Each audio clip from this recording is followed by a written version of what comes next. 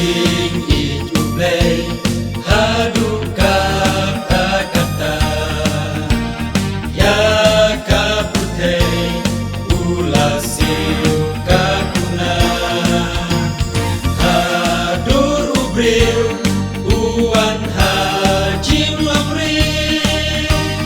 hajing dumpliw ya popel kay uki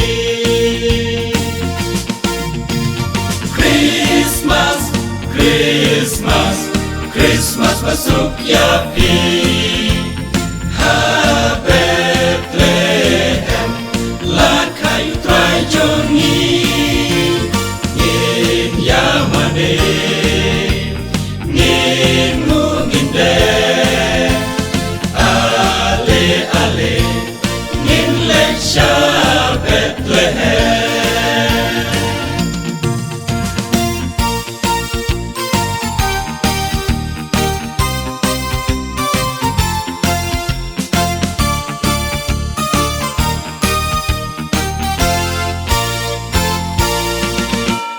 Ni ai ku day Christmas bak men yapi yu kun ublay yang hado nur jongi Christmas kaday jingwan long briu utrai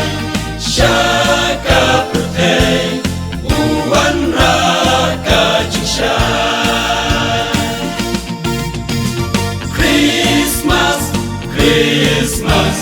Christmas masuk yapi ha Bethlehem la kayu trai jongi ngin yamane ngin nginde ale ale ngin leksha Bethlehem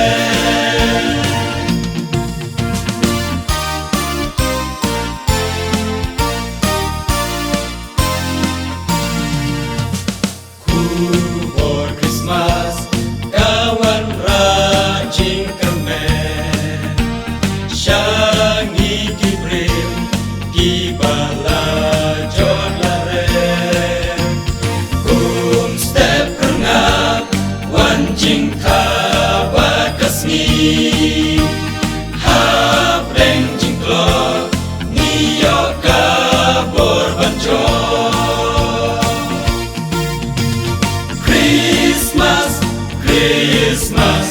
Christmas masuk yapi ha